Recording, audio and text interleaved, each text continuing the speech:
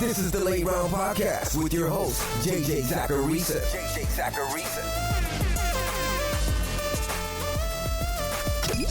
What's up, everyone? It's JJ Zacharisa, and this is episode 707 of the Late Round Fantasy Football Podcast, sponsored by FanDuel. Thanks for tuning in.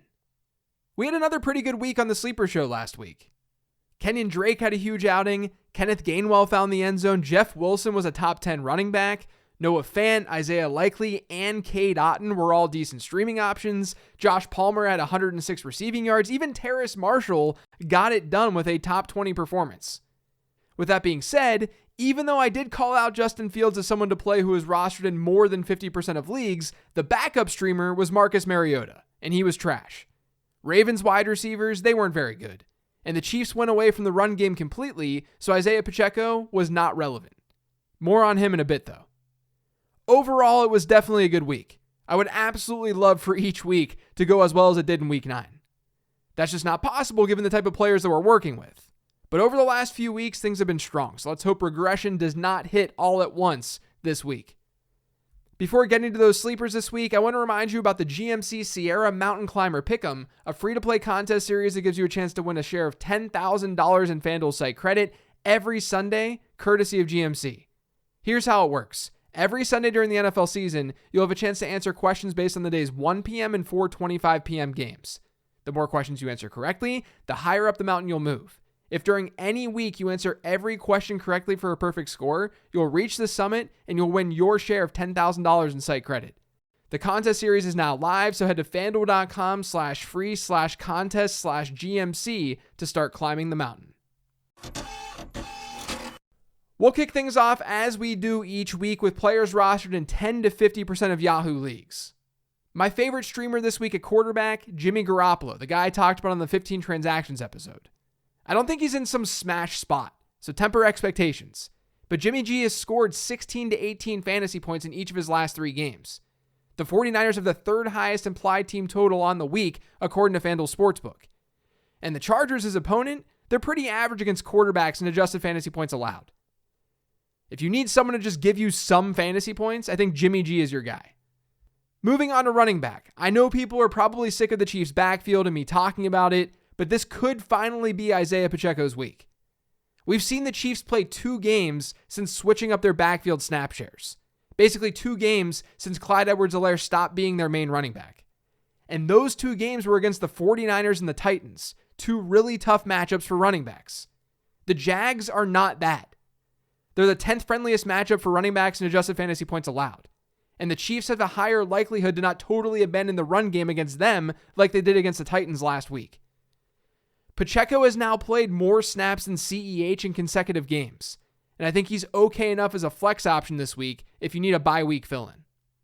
Rachaad White is under that 50% mark still, and he's in play this week. In week 9, White had 8 carries to teammate Leonard Fournette's 9. And he had 3 targets to Fournette's 7. The funny thing is, we're seeing all this talk about White overtaking this backfield. It's really weird to me that this talk is coming after week 9, because White played 35% of Tampa Bay's snaps last week. That's a number that he's exceeded 4 other times this season. This isn't anything new. This is how they've deployed Rachaad White. Regardless, the Buccaneers are facing the Seahawks. They've been a plus matchups for running backs this year, so you could do worse than Rachaad White. Now, a similar situation's unfolding in Pittsburgh, where people are talking more and more about a switch from Najee Harris to Jaylen Warren. But in Pittsburgh's last game, Warren played almost 30% of their snaps. He had a season-high 43% running back rush share. I would anticipate the same thing happening in Week 10 against the Saints, and New Orleans has been totally ordinary against running backs this year in adjusted fantasy points allowed. The last time we saw the Cowboys, Michael Gallup put up a season-high 23% target share. Remember, he's coming back from a really tough injury. It's not surprising to see a little bit of a ramp-up period. His matchup against the Packers this week, not ideal, but the Cowboys are expected to score over 23 points in that game in terms of implied team total. If Gallup can maintain that target share, he could work out. Now moving on, we're going to go to Wan'Dale Robinson. The Giants get the Texans this week, and Houston's actually been a top 8 team against wide receivers in adjusted fantasy points allowed this season. But they rank 15th in percentage of targets that have gone to the slot, which is where Wan'Dale lines up. Robinson only saw a 9.7% target share the last time we saw New York, but that was a tougher matchup. This is an easier one. So I'm anticipating better usage and production from Wan'Dale Robinson this week. I talked about Donovan Peoples-Jones on the 15 Transactions episode this week, and you've got to love this spot against the Dolphins. Miami's a slightly above average matchup for wideouts in adjusted fantasy points allowed. And Peoples-Jones has seen at least 22% of Cleveland's targets in 4 of his last 5 games. You always have to be concerned about Cleveland being run heavy, but teams against Miami have seen above average pass rates this season, largely because they have to maintain pace with the Dolphins offense. So I think DPJ is a very good play this week. I've got him as a fringe wide receiver 3 in my weekly rankings. And those weekly rankings, by the way, can be found over on the Late Round Fantasy Football Patreon. Just head to lateround.com. Now, I talk about Zay Jones a lot on this show because of his consistent target share in that Jaguars offense. Now he gets the Chiefs, where Jacksonville is almost definitely going to be forced to throw more.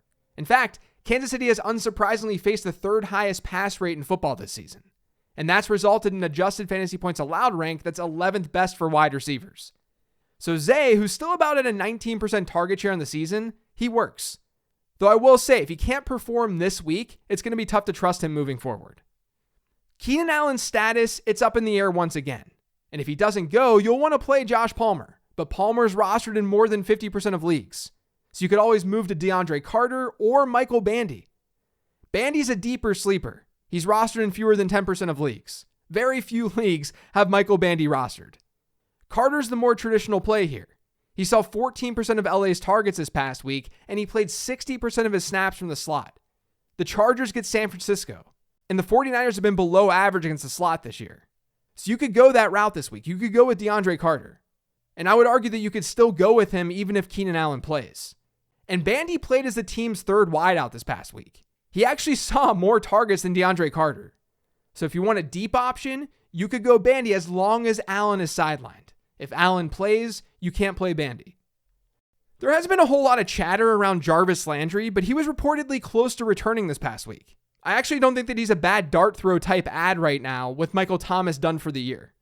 And he gets a Steelers defensive scheme this week that's not good against slot receivers. They have not been good against the slot in recent years.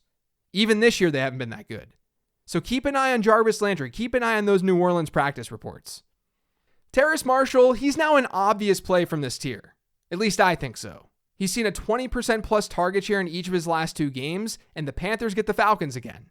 Atlanta is bad defensively, especially against the pass.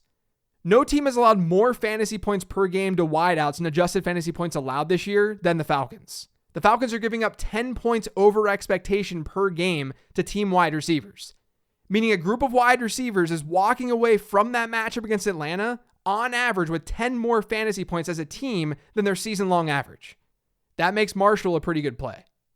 And then at tight end in this tier, I'm going back to Cade Otton, as long as Cameron Brate is sidelined.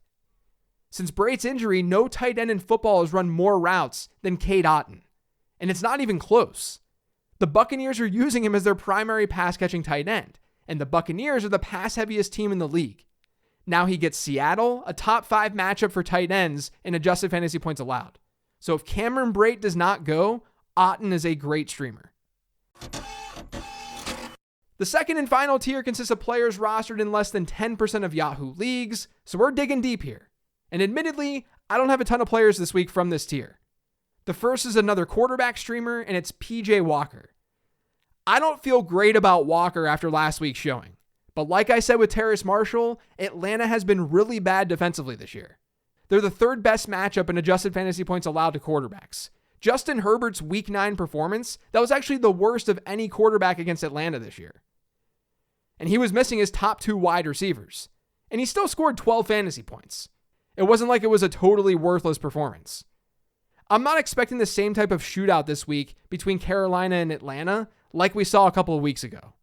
But I do think Walker is in a good spot objectively. At wide receiver, Sammy Watkins ran as Green Bay's number 2 wideout this past week with Romeo Doubs banged up and Christian Watson sidelined. So I guess you could give him a look. Dallas isn't really a matchup I'm trying to exploit, but Watkins should at least be out there. Now he's apparently dealing with some bumps and bruises. He didn't practice on Wednesday. If he doesn't go, and if Christian Watson doesn't go, you could pivot to Samori Toure. He may end up being the better play straight up. It's just that Watkins has been playing ahead of him, so Watkins is the more official recommendation. Khalif Raymond has been running as Detroit's number 2 wide receiver, even though he's barely been a top 50 wideout over the last couple of weeks in PPR leagues. He's only seen 11 and 13% of Detroit's targets over his last 2. But he's hit 75 receiving yards in 2 of his last 3. And like I said, he's running as their number 2 option, only trailing Amon-Ra St. Brown in routes run this past week. Now the matchup isn't super attractive against Chicago, but he should be on the field getting some work. One guy I like more than the 2 that I just mentioned is Marvin Jones. I talked about the Chiefs matchup with Zay Jones earlier, and Marvin has gotten a little bit more love over the last month. He's hit a 21% target share this past week, and he had a 25% target share a few weeks ago. Since week 5, Jones is actually tied for 7th in the entire NFL in 15-plus air yard targets. Zay Jones and Christian Kirk, they're still running more routes than Marvin Jones in this offense. But I'd expect a lot of 3 wide sets against the Chiefs this week. The Jags are probably going to be in a negative game script. And with Marvin Jones seeing those down the field looks, he's in a decent spot. And then finally, there's Foster Moreau. Darren Waller cannot find the field. And without Waller, Moreau's been playing that role in the Raiders offense. He's been playing the Darren Waller role. He's averaged a 19% target share per game over his last 3. And the Raiders this week, they get the Colts. They've been a top 10 matchup for tight ends this year. So he makes sense as a deeper streaming play. Now, as for the defensive streamers, I talked up New Orleans earlier this week, and they work against Pittsburgh. But I also think that you could go with Pittsburgh against New Orleans. It's projected to be a low-scoring game. Pittsburgh's coming out of their bye, the Saints have a short week, and New Orleans has been the 3rd best matchup for opposing defenses this year in adjusted fantasy points allowed. There's also the Raiders going up against the Colts. The Colts' offense has just been horrendous. And then the Cardinals get the Rams. The Cardinals have been pretty average at generating pressure this year, and the Rams' offensive line has been horrible. And Matthew Stafford's now in concussion protocol. So I like the Cardinals' defense this week against a Rams team that ranks as the 2nd best matchup for defenses in adjusted fantasy points allowed this year. That's it for today's show, though. Thanks to all of you for listening. If you've yet subscribed to the Late Round Fantasy Football Podcast, make sure you are by searching for it pretty much anywhere podcasts can be found. And don't forget to follow me on Twitter @LateRoundQB. Thanks for listening, everyone. Greatly appreciate it. I will talk to you tomorrow with the weekly mailbag show.